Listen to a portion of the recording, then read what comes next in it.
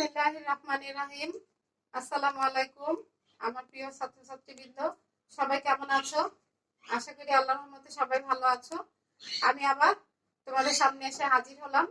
আজকে আমি তোমাদের এইটের বাংলা প্রথম পত্র থেকে একটা কবিতা পড়াবো। আমার পরিচয় তো তোমরা জানো, কিন্তু তারপরেও আরেকবার বলি, আমি মমতাজ খাতুন, মসজিদ মডেল স্কুল অ্যান্ড কলেজ, বাসাবসান।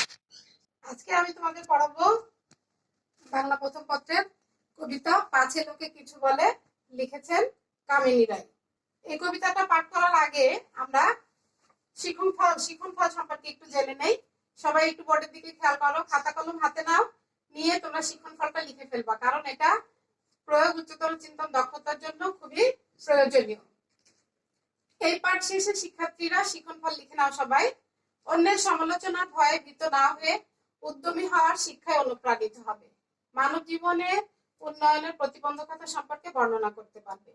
লোক লজ্জায় নিজেকে গুটিয়ে রাখার প্রবণতা দূর করতে পারবে। নিঃসংকোচে পথ চলার অনুপ্রেরণা লাভ করতে পারবে। কাজে অসফলতা আসতে পারে, এটা মেনে নেওয়ার সাহসিকতা জেগে উঠবে। আমি আরেকবার বলি, তোমরা সবাই মনোযোগ দিয়ে শোনো এবং খাতায় সবাই তুলে নাও। আমাকে কি শোনা যায়? আমি কি বলছি লেখা কি তোমরা শুনতে পাচ্ছ? একটু কমেন্টে জানাও। জানিয়ে তারপরে কোনো সমস্যা থাকলে লিখে দিও, আমি এটা পরে তোমাদেরকে উত্তর দেওয়ার চেষ্টা করব। অন্যের সমালোচনার ভয়ে ভীত না হয়ে উদ্যমী হওয়ার শিক্ষায় অনুপ্রাণিত হবে। মানব জীবনের উন্নয়নের প্রতিবন্ধকতা সম্পর্কে বর্ণনা করতে পারবে। লোকলজ্জায় নিজেকে গুটিয়ে রাখার প্রবণতা দূর করতে পারবে। নিঃসংকোচে পথ চলার অনুপ্রেরণা লাভ করতে পারবে। কাজে অসফলতা আসতে পারে, এটা মেনে নেওয়ার সাহসিকতা জেগে উঠবে।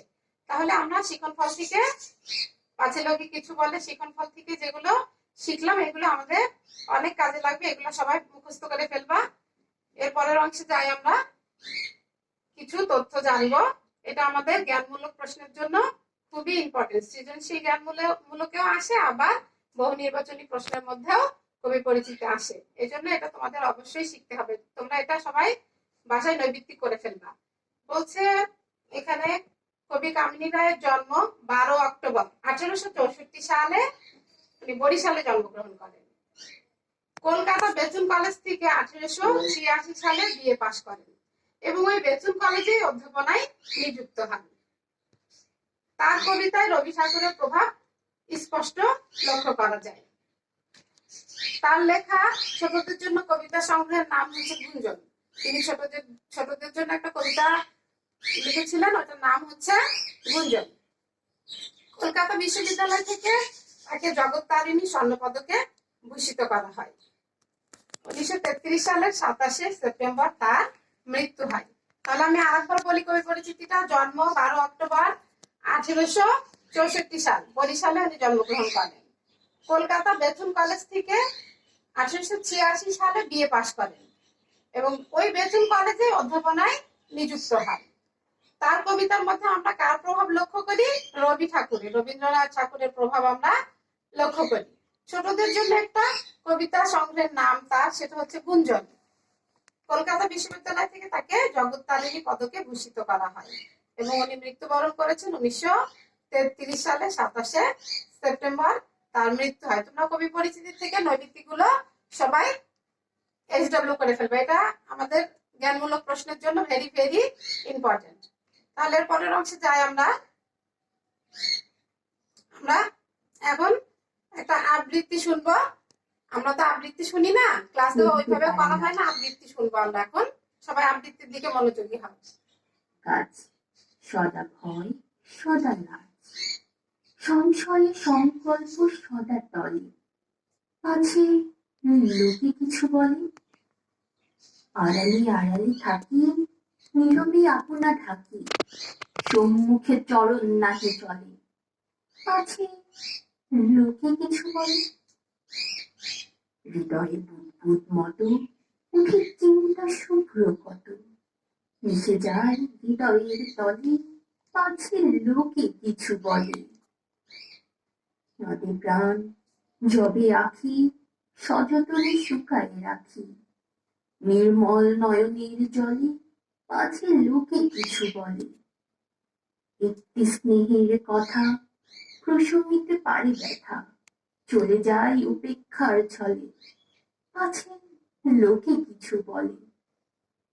মহৎ উদ্দেশ্য যবে একসাথে মিলে সবে, পারি না মিলিতে সেই দলে, পাছে লোকে কিছু বলে। বিধাতা দেছেন প্রাণ, থাকি সদা ম্রিয়মান, শক্তি মরে ভীতির কবলে, পাছে লোকে কিছু বলে। তাহলে এখন আমরা কবিতা আবৃত্তিটা শুনলাম, সবাই বাসায় চেষ্টা করবে এভাবে আবৃত্তিটা করতে। এখন আমরা পাঠ উপস্থাপনায় যাব। কবিতাটা আমি পড়ে বিশ্লেষণ করে দিব, তোমরা সবাই খাতা কলম তো নিয়ে রেখেছো, শব্দের অর্থগুলো বলবো, কবিতাটা বিশ্লেষণ করে দেব, তোমরা এগুলো লিখে নেওয়ার চেষ্টা করবে। করিতে পারি না কাজ, সদা ভয় সদা লাজ, সংশয় সংকল্প সদা চলে, পাছে লোকে কিছু বলে। আমি এখন এই 4 লাইন নিয়ে আগে আলোচনা করি। বলছে যে করিতে পারি না কাজ, সদা ভয় সদা লাজ। আমরা যে কোনো কাজ করতে ভয় পাই। কেন ভয় পাই? এই যে কবিতাটা কামিনীরা লিখেছে, পাছে লোকে কিছু বলে, এটা পাছে লোকে কিছু বলে বলতে নিন্দুকদেরকে বোঝাচ্ছে, সমালোচকদেরকে বোঝাচ্ছে। এই নিন্দুক সমালোচকরা কি করে? না বুঝে না শুনে মানুষের নিয়ে সমালোচনা করে, এবং এই সমালোচকদের ভয়ে আমাদের সমাজের অনেক মানুষ আছে যারা কি করে, কথা বলতে, কোনো ভালো কিছু করতে ভয় পায়। এই জন্য কবিতা ফার্স্ট লাইনে বলেছে করিতে পারি না কাজ, সদা ভয় সদা লাজ, সংশয় সংকল্প সদা টলে, পাছে লোকে কিছু বলে। তার মানে কি, সংশয় ও সন্দেহের ফলে কোনো কাজ করতে আমরা ভয় পাই। এই যে প্রথম যে 4টা চরণ আমি পড়াইলাম, এখানে মোট হচ্ছে 7টা স্তবক আছে এই কবিতায়, আর প্রত্যেকটা লাইনকে একটা চরণ বলে। এটা হচ্ছে 28টা লাইন বা চরণ এই কবিতায় ব্যবহার করা হয়েছে। আমি পরবর্তী 4 লাইনে যাই আবার। আড়ালে আড়ালে থাকি, নীরবে আপনা থাকি, সম্মুখে চরণ নাহি চলে, পাছে লোকে কিছু বলে। আমরা কি করি? আড়ালে আড়ালে লুকিয়ে থাকি, আড়ালে আড়ালে লুকিয়ে থাকি, নিজেকে ঢেকে রাখি, যে সমালোচকরা নিন্দুকরা যদি আমাদেরকে কিছু বলে, আমাদের সামনে, সম্মুখ অর্থ সামনে, সামনে কি হয় না, পা এগুই না। কাদের ভয়ে? ওই সমালোচকদের ভয়ে, যে যদি ওরা পাছে লোকে কিছু বলে, আমাদেরকে নিয়ে নিন্দা করে, সমালোচনা করে, এজন্য আমরা কি করি না, সামনের দিকে, সম্মুখের দিকে এগুতে পারি না। পরবর্তী 4 চরণে যাব আমি আবার। হৃদয়ে হৃদয়ে বুদবুদ মতো ওঠে শুভ্র চিন্তা কত, মিশে যায় হৃদয়ের তলে, পাছে লোকে কিছু বলে। এই বুদবুদ, হৃদয়ে বুদবুদ বলতে বোঝাচ্ছে যে আমাদের মনের মধ্যে কি হয়, অনেক পানি ফোটাতে দিলে যেমন একটা ভুরভুরি ওঠে না, মনের মধ্যে এরকম অনেক চিন্তা আসে। সেটা ভালো চিন্তা হোক, খারাপ চিন্তা হোক, অনেক চিন্তা আসে। কবি এখানে ভালো চিন্তার কথা বলেছে, যে ওঠে শুভ্র চিন্তা কত, সুন্দর চিন্তা, মহৎ চিন্তা, ভালো চিন্তা আমাদের মনের মধ্যে আসে। কিন্তু সমালোচকদের ভয় কি হয়, মিশে যায় হৃদয়ের তলে, আমাদের মনের মধ্যে সেটা মিশে যায়, আমরা ভয়ে সেটা সম্মুখে, সবার সামনে বলতে পারি না। এজন্য আবার এই 4 চরণে এসে ব্যবহার করেছে, পাছে লোকে কিছু বলে। পরবর্তী 4 চরণে যাই। কাঁধে প্রাণ জবে আঁখি, সযতনে শুষ্ক রাখি, নিরমল নয়নের জলে, পাছে লোকে কিছু বলে। বলছে যে আমাদের মন প্রাণ যখন কাঁদে, কষ্ট পাই আমরা, কেন? কারণ হয়তো দুঃখ কষ্ট, মানবতার জন্য কিছু করতে ইচ্ছা হচ্ছে, বা কেউ হয়তো রাস্তায় খুব মানে খারাপ একটা পর্যায়ে আছে, তাকে সাহায্য সহযোগিতা করব, কিন্তু এই নিন্দুকদের ভয়ে, সমালোচকদের ভয়ে আমরা সেটা করতেও ভয় পাই, মানবতার জন্য কাজ করতেও আমরা ভয় পাই। কাদের ভয়ে? এই সমালোচকদের ভয়ে। এবং আমাদের মনে হয়তো কোনো কষ্ট, দুশ্চিন্তা, আমরা কি করি, শুষ্ক করে রাখি, সেটাকে মানুষকে বুঝতে দিতে চাই না, সযতনে শুষ্ক রাখি। নিরমল নয়নের জলে, নিরমল অর্থ হচ্ছে অমলিন বা পবিত্র বা স্বচ্ছ, অমলিন বা পবিত্র বা স্বচ্ছ। আমাদের নয়নের জল কি? অমলিন, পবিত্র, স্বচ্ছ, যে আমরা লুকিয়ে রাখি এটাকে, যে যদি সমালোচকরা, নিন্দুকরা কিছু বলে। এরপরে 4 লাইনে যাই। একটি স্নেহের কথা প্রশমিতে পারে ব্যথা, চলে যায় উপেক্ষার ছলে, পাছে লোকে কিছু বলে। একটি স্নেহের কথা, এই যে কত সুন্দর একটা কথা, একটি স্নেহের কথা। আমাকে কেউ যদি ভালোবেসে একটা কথা বলে, সেটাকেই কিন্তু আমি একদম জান প্রাণ দিয়ে করার চেষ্টা করব। ভালোবাসায় সবকিছু আদায় করা যায়, অনেক কিছু করা যায়, ভালোবাসা দিয়ে সবকিছু জয় করা যায়। তাহলে মনের মধ্যে যদি কোনো দুঃখ কষ্ট ব্যথা থাকে, যন্ত্রণা থাকে, সেটার উপশম হয়ে যায়। প্রশমিত মানে কি? উপশম হয়ে যায়, ব্যথাটা দূর হয়ে যায়, চলে যায়। দুঃখ কষ্ট থাকলে সেটা দূর হয়ে যায়। কেন? স্নেহ দিলে, ভালোবাসা দিলে সেটা আর থাকে না, চলে যায় উপেক্ষার ছলে। উপেক্ষা অর্থ এখানে ছুতা, হ্যাঁ, উপেক্ষার ছলে চলে যায়। মা বা আমরা বোঝাতে পারি যে কেউ হচ্ছে গ্রাহ্য করে না, তখন আর ভালোবাসাটা পেলে ওই কষ্ট দুঃখ থাকলে সেগুলোকে সবাই কি করে, ছুঁড়ে ফেলে দেয়, পাছে লোকে কিছু বলে। তাহলে এবার পরের 4 চরণে যাই। মহৎ উদ্দেশ্য যবে একসাথে মিলে সবে, পারি না মিলিতে সেই দলে, পাছে লোকে কিছু বলে। বলছে আমাদের মনের মধ্যে যখন মহৎ কোনো চিন্তা আসে, ভালো কোনো চিন্তা আসে, তখন আমরা কি করি, একসাথে মিলে যে কাজ করব, দুঃখ কষ্ট ভাগ করে নিব। কথায় আছে না যে 10 মিলে করি কাজ, হারি জিতি নাহি কাজ। কিন্তু আমরা কি করি, এই সমালোচকদের ভয়ে সেটা করতেও ভয় পাই। সবাই দলে মিশতে পারি না, ভালো দলে যে মিশে ভালো কাজ করব সেটাও আমরা করতে পারি না সমালোচকদের ভয়ে।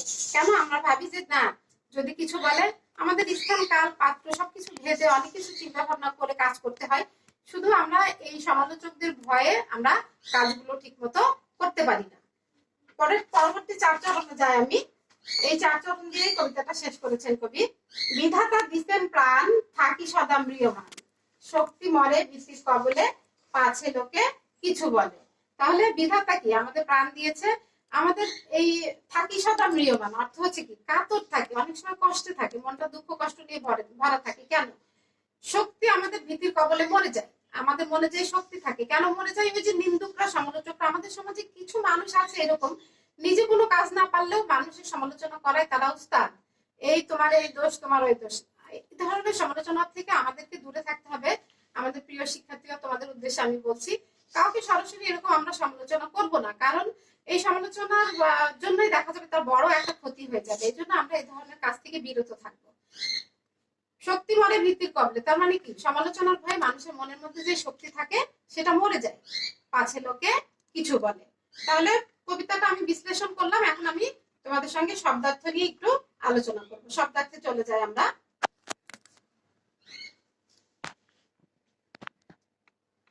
এই শব্দার্থগুলো ভালো করে সবাই শিখবা, এখান থেকে জ্ঞানমূলক, ইনশাল্লাহ জ্ঞানমূলকের প্রশ্ন কমন পাবা।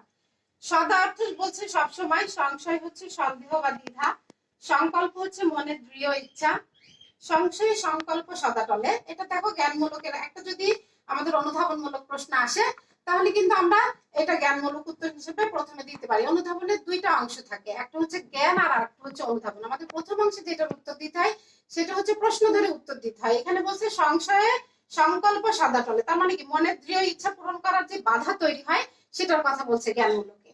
এরপরে বলছে শুভ্র অর্থ হচ্ছে সাদা। এখানে শুভ্র কথাটা কেন ব্যবহার করা হয়েছে? পরিষ্কার বা অমলিন অর্থে ব্যবহার করা হয়েছে। যবে অর্থ হচ্ছে যখন। প্রশমিত মানে কি, উপশম করে, আমার মনে যে দুঃখ থাকে কষ্ট থাকে সেটা নিবারণ করে, দূর করে দেয়। প্রশমিতে পারে ব্যথা, এটাও কিন্তু অনুধাবনের জন্য ইম্পর্টেন্ট একটা লাইন।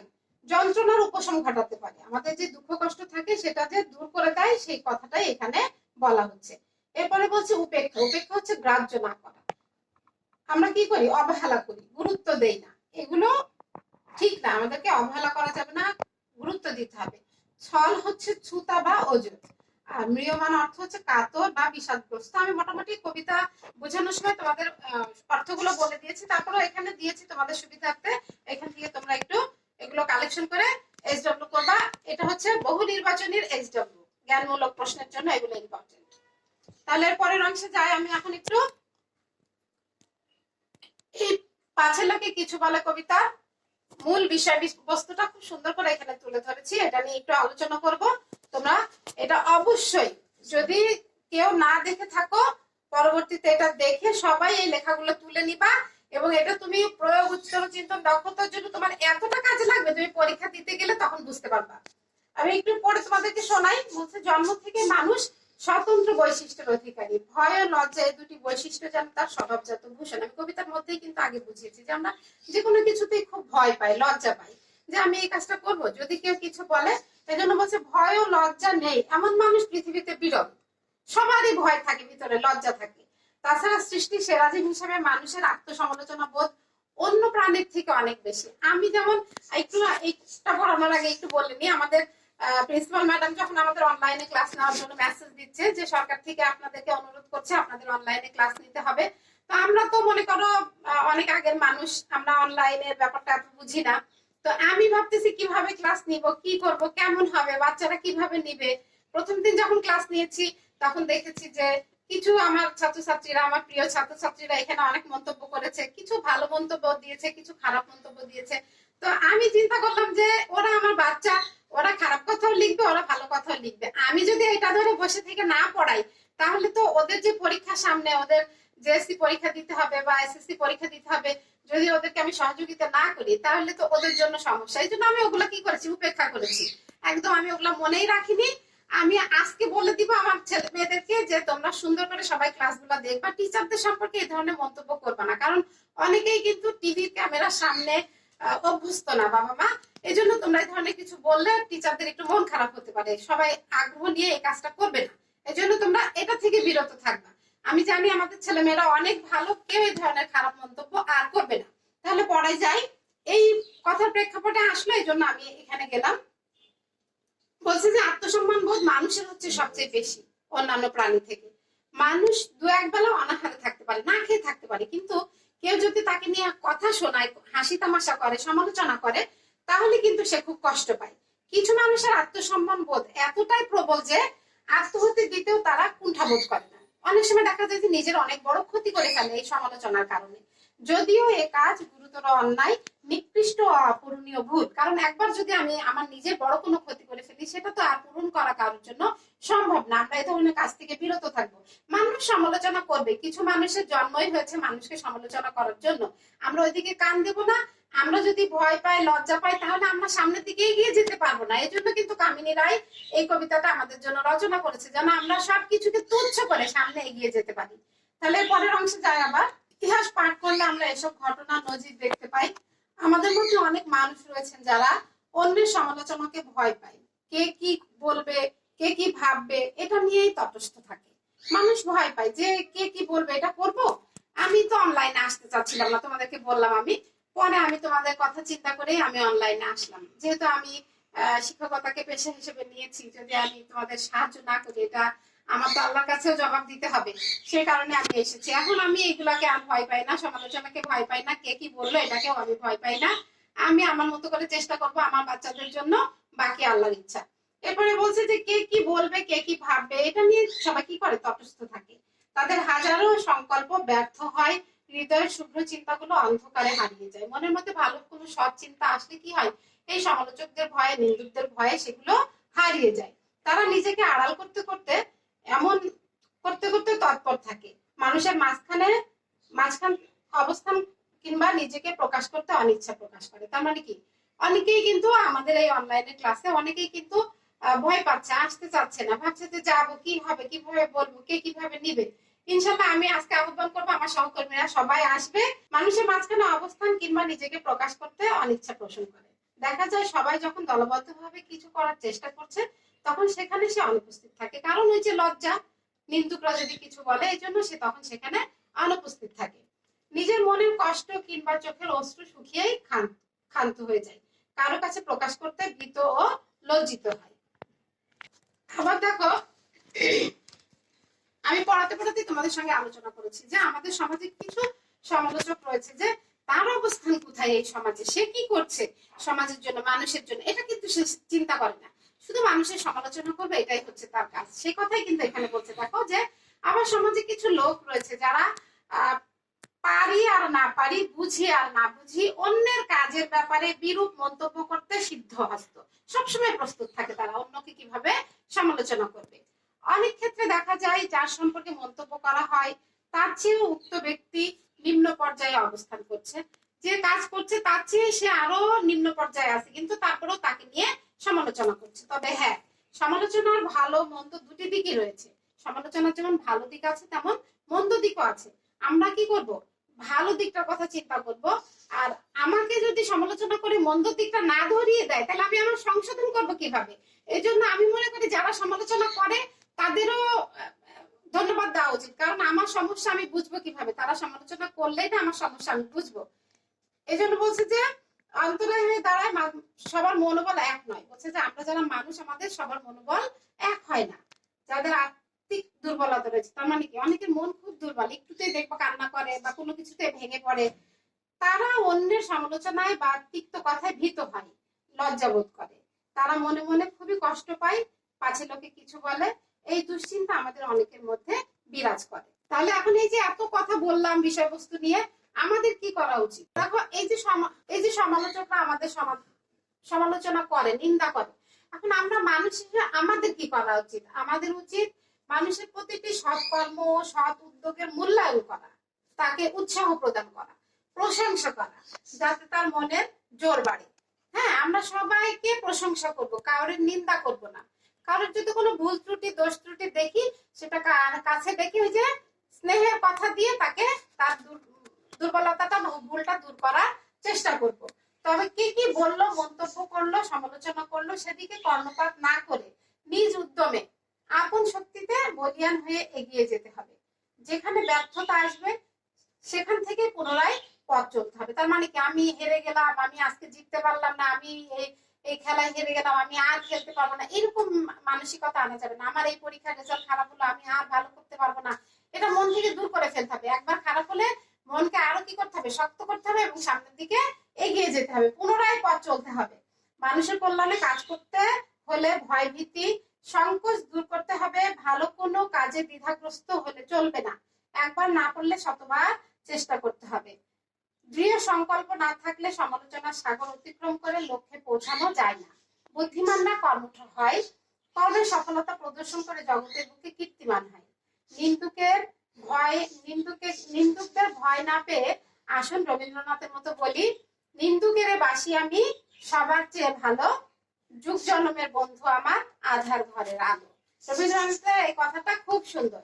নিন্দুকেরে বাসি আমি সবার চেয়ে ভালো, যুগ জন্মের বন্ধু আমার আধার ঘরের আলো। তাহলে আমি এতক্ষণ তোমাদের কাছে পাঠ পরিচিতি মানে আমাদের মূল ভাবটা তুলে ধরলাম। এখানে অনেক কথা দেওয়া আছে, বইয়ে এত কথা নাই, তোমরা এগুলো সবাই কালেকশন করে নিবা তোমাদের প্রয়োগ উচ্চতর চিন্তন দক্ষতার জন্য। আমি বারবার বলছি, এই কথাগুলো লিখতে খুবই কাজে লাগবে। তাহলে আমি এখন একটু তোমাদের এই যে এতক্ষণ পড়াইলাম, কিছু আমাদের বহু নির্বাচনী প্রশ্ন আসে, বহুপদী সমাপ্তি সূচক প্রশ্ন আসে, সেগুলো নিয়ে একটু আলোচনা করব, একটু দেখাবো তোমাদের যে কি ধরনের প্রশ্ন হয়। একটু আমরা সবাই স্ক্রিনের দিকে তাকাই, স্ক্রিনের দিকে খেয়াল করো সবাই। বহু নির্বাচনী প্রশ্ন আসতেছে। এখানে বলছে ম্রিয়মাণ শব্দের অর্থ কি? আমি কিন্তু তোমাদের যখন পড়িয়েছি শব্দের অর্থ বলে দিয়েছি, যখন কবিতা পাঠ বিশ্লেষণ করেছি তখনও বুঝিয়েছি, আবার শব্দার্থের মধ্যেও দেখিয়েছি। তাহলে তোমরা সবাই কমেন্টে লেখো তো যে ম্রিয়মাণ শব্দের অর্থ। এখানে আমি অবশ্যই ইন্ডিকেট করে দিয়ে দিয়েছি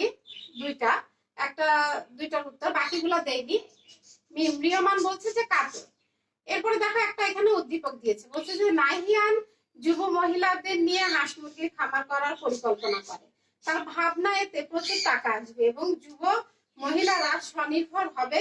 তার মাথার চিন্তা ঢুকলো যে গ্রামের লোকজন কি ভাববে এটা নিয়ে, আমি যে এই কাজটা করব কি ভাববে গ্রামের লোকজন। তাহলে বলছে কামিনী রায়ের দৃষ্টিতে নাহিয়ানের এই উদ্যোগ সফল করা যেতে পারে কিভাবে? বহুপদী সমাপ্তি সূচক প্রশ্ন এটা। বলছে যে তিনটা উত্তর থাকবে, তোমাকে নির্বাচন করতে হবে কোনটা কোনটা সঠিক। কোনো সময় তিনটাও হবে, কোনো সময় দুইটাও হবে, কোনো সময় একটাও হবে। এখানে বলছে দৃঢ় সংকল্পবদ্ধ হতে হবে, সকল সংশয় দূর করতে হবে, আর সাহসী পদক্ষেপ গ্রহণ করতে হবে। তার মানে কি, যদি কামিনী রায়ের কথার সাথে একমত হতে হয়, তিনটা পদক্ষেপই আমাদেরকে, এখানে উত্তর কি হবে? তিনটাই হবে, 1 2 3 তিনটাই হবে। দৃঢ় সংকল্পবদ্ধ হতে হবে, সকল সংশয় দূর করতে হবে, সাহসী পদক্ষেপ গ্রহণ করতে হবে। তাহলে পরের প্রশ্নে যাই আমরা। এখানে বলছে সংশয় শব্দের অর্থ কি? সংশয় শব্দের অর্থ কি? সংশয় অর্থ তো আগেই দিয়েছি, দ্বিধা বা সন্দেহ। এখানে হচ্ছে সন্দেহ হবে, এটা জ্ঞানমূলক প্রশ্ন। এরপরে বলছে মহৎ কাজ সম্পাদনে কোনটিকে উপেক্ষা করতে হবে? আমরা যদি মহৎ কাজ করি কোনটাকে উপেক্ষা করতে হবে? এখানে 4টা অপশন দেওয়া আছে, এটাও তোমরা কমেন্টে লিখবা। কামিনী রায়ের মৃত্যুটা কমেন্টে লিখবা। প্রশ্নগুলো ভালো করে দেখে নাও, উত্তরগুলো লিখে দিবা, আমি কমেন্টে পড়বো, পড়ে দেখবো যে তোমরা কি লিখেছো। যদি ভুল হয় আমি সংশোধন করে দেবো। 8 নম্বর প্রশ্ন বলছে কারা নতুন কাজে অগ্রসর হতে পারে না? অশিক্ষিতরা, না ভীতুরা, না দ্বিধাগ্রস্তরা, না সমালোচকরা? এটা হবে দ্বিধাগ্রস্তরা। তাদের মনের মধ্যে দ্বিধা থাকে, দ্বন্দ্ব থাকে, তারা নতুন কাজে অগ্রসর হতে পারে না। আমি এখানে তোমাদেরকে এই প্রশ্নগুলো দেখালাম কেন? আমাদের পরীক্ষায় বহুপদী সমাপ্তি সূচক প্রশ্ন, জ্ঞানমূলক প্রশ্ন, অনুধাবনমূলক প্রশ্ন, প্রয়োগ উচ্চতর চিন্তন দক্ষতা, এই প্রশ্নগুলো আসে নৈবিত্তিকে। সবাই এই বহুপদী সমাপ্তি সূচকটাই ভুল করে ফেলে। এই জন্য আমি তোমাদের এখানে কিছু নমুনা দিয়ে দিলাম, এরকম আরো অনেক নমুনা নিয়ে তোমরা নৈমিত্তিক তৈরি করবা। এগুলা পরের অংশে যাই। আমি এটা খুব ভেরি ভেরি ইম্পর্টেন্ট, তোমাদের জন্য আমি কিছু বাড়ির কাজের প্রশ্ন রেডি করেছি। বাড়ির কাজের প্রশ্ন রেডি করেছি, সবাই অবশ্যই এটা করবা, কারণ পাঁচে লোকে কিছু বলে থেকে যদি কোনো উদ্দীপক আসে ইনশাল্লাহ এর ভিতর থেকে আমরা অনুধাবনমূলক প্রশ্ন কমন পাবো। যদি একটু মনোযোগ দিয়ে তোমরা আমার এই ক্লাসটা ফলো করে থাকো তাহলে ইনশাল্লাহ এই কবিতাটা খুব সুন্দর করে লিখতে পারবা। আর মূল ভাবটা অবশ্যই সবাই লিখে নিবা। অনুধাবনমূলক প্রশ্নগুলো সবাই লিখে নাও। বলছে সংশয় সংকল্প সদাতল, এখানে উক্তিটা না লাইনটি বুঝিয়ে লেখো, লেখার সময় ভুল হয়েছে, এটা লাইনটি বুঝিয়ে লেখো। সংশয় সংকল্প সদাতলে লাইনটি বুঝিয়ে লেখো। এরপরে বলছে শুভ্র চিন্তা বলতে কি বোঝো। 2 নম্বর হচ্ছে শুভ্র চিন্তা বলতে কি বোঝো। 3 নম্বর হচ্ছে আড়ালে আড়ালে থাকি নীরবে আপনা ঢাকি, কেন বুঝিয়ে লেখো। এটাও অনুধাবনমূলক প্রশ্ন। আমি কবিতার মধ্যে আলোচনা করে দিয়েছি জ্ঞানমূলক গুলো, তোমরা আগে জ্ঞানমূলকের উত্তর দিবা, 2টা প্যারা করবা। অনুধাবনের 2টা প্যারা হবে, একটা জ্ঞান আর একটা অনুধাবন। আগে জ্ঞানের উত্তর দিয়ে নিবা, জ্ঞানের উত্তর হচ্ছে প্রশ্নের উত্তরটা আগে দিয়ে নিবা, নিয়ে তারপরে এটা সম্পর্কে তুমি কি বুঝলা সেটা বুঝিয়ে লিখবা। এরপরে বলছে একটি স্নেহের কথা প্রশমিতে পারে ব্যথা, বুঝিয়ে লেখো। মহৎ উদ্দেশ্য একসাথে মেলাতে না পারার কারণ কি, বুঝিয়ে লেখো। শক্তি মরে ভীতির কবলে, উক্তিটি বুঝিয়ে লেখো। সম্মুখে চলন চলে না, কেন, বুঝিয়ে লেখো। সামনে আমাদের কেন চলন চলে না এটা বুঝিয়ে লেখো। এই যে পাঁচে লোকে কিছু বলে বলতে কবি কি বুঝিয়েছেন, এটা কিন্তু আমি কবিতা পড়ানোর সময়ই বলে দিয়েছি। পাঁচে লোকে কিছু বলে মানে কি, সমালোচকরা নিন্দুকরা যা বলে সেটা নিয়ে কবি এখানে আলোচনা করেছেন। এটা জ্ঞানমূলকে লিখে তারপরে এই কবিতার মূল মূল কিছু ঘটনা এখানে তুলে ধরতে হবে। তাহলে এই যে আমি বাড়ির কাজটা দিলাম, এটা কিন্তু ভেরি ভেরি ইম্পর্টেন্ট। আমাদেরকে স্কুল থেকে নির্দেশনা দেওয়া হয়েছে যে আপনারা যারা ক্লাস নিচ্ছেন বাড়ির কাজ দিবেন অবশ্যই, এবং আপনি সেই বাড়ির কাজ সংগ্রহ করে রাখবেন কি বাড়ির কাজ দিলেন, এবং বাচ্চারা সেটা ঠিক মতো স্কুল যখন খুলবে নিয়ে এসে দেখায় কিনা সেটাও আপনাকে কনফার্ম করতে হবে, কারণ এটার উপরে নাম্বার থাকবে। তোমরা সবাই অবশ্যই এটা কমপ্লিট করবা। আর আমার জেএসসি পরীক্ষার্থী মেয়েদের জন্য, যেহেতু বাচ্চাদের জন্য, আমার ছেলে মেয়েদের জন্য যেহেতু পড়াইতেছি, তোমাদের বোর্ড পরীক্ষা দিতে হবে। তোমরা যদি ফাঁকিবাজি করো, এই প্রশ্নগুলো না শেখো, তাহলে খুব বিপদে পড়ে যাবা যদি এখান থেকে কোনো উদ্দীপক আসে। এই জন্য তোমরা এসডব্লিউটা কমপ্লিট করবা। আর যারা আমার ক্লাস দেখছো বা আমাদের টিচারদের সবার ক্লাস দেখছো, তোমরা যেমন আমাদের পেজে দেখছো, এটা আমাদের ওয়েবসাইটে তোমরা দেখতে পারবা। আমার ঘরে আমার স্কুল যেমন বিটিভিতে দেখায়, ওটা কিশোর বাতায়নে দেখায়, এরকম আমাদেরটা আমাদের মজসিল মডেলের ওয়েবসাইটে থাকবে, সেখান থেকে তোমরা দেখতে পারবা। তাহলে বাড়ির কাজটা সবাই সুন্দর করে তুলে নাও, নিয়ে বাড়ির কাজটা করো। আর যদি কোনো প্রশ্ন থাকে এই কবিতা নিয়ে, কোনো জায়গায় বুঝতে পারোনি বা কোনো সমস্যা, তাহলে তোমরা কমেন্টে ওখানে লিখে দিবা যে ম্যাডাম এই সমস্যা, এই প্রশ্নের উত্তর আমরা বুঝি নাই বা আমাদের এটা লাগবে। আমি চেষ্টা করবো মা, আমি সার্বিক সহযোগিতা করার চেষ্টা করব। তোমরা ওখানে সবাই তুলে দিবা, আমি কমেন্টে যতটুকু পারি সহযোগিতা করার চেষ্টা করবো তোমরা। তাহলে বাড়ির কাজ দিয়ে দিলাম, আজকে এই পর্যন্তই পাঠ শেষ করলাম। সবাই ভালো থেকো, সুস্থ থেকো, আর বাবা মাকে সাহায্য সহযোগিতা করো, বাহিরে বের হয়েও না। এখন আমাদের খুব একটা কঠিন সময় যাচ্ছে। সরকার কি করেছে, সেপ্টেম্বর পর্যন্ত আমাদের স্কুল বন্ধ করে দিয়েছে, যে যদি অবস্থা ভালো না হয় সেপ্টেম্বর পর্যন্ত স্কুল বন্ধ থাকবে। এখন যদি আমরা সেপ্টেম্বর পর্যন্ত এভাবে ঘরে বসে থাকি, লেখাপড়া না করি, তাহলে অক্টোবরে তোমাদের পরীক্ষা হবে, কিভাবে পরীক্ষা দিবা? বোর্ড পরীক্ষা তো আর কেউ মার্ক করবে না, তাই না? এই জন্য তোমরা, আমরা যে ক্লাসগুলো করাচ্ছি, বিভিন্ন টিচাররা ক্লাস করাচ্ছি, সবার ক্লাসগুলো মনোযোগ দিয়ে করো। যারা এখনো এফবিতে আসো নাই, এফবিতে আসো, এসে ক্লাসগুলো করো। সবার প্রতি আমার অনুরোধ থাকলো, সবাই এফবিতে এসে ক্লাসগুলো করো এবং তথ্যগুলো নাও, কারণ সেপ্টেম্বর পর্যন্ত স্কুল বন্ধ থাকবে। আর আমরা যে কাজগুলো দিচ্ছি, নৈবিত্তিক গুলো সুন্দর করে কমপ্লিট করবা, আর প্রশ্নের উত্তরগুলো লিখে ফেলবা। যে যেখানে পড়ায়, যে টিচার পড়ায়, সেই টিচারকে কাজগুলো দেখাবা। সবাই ভালো থেকো, আসসালামু আলাইকুম, আল্লাহ হাফেজ।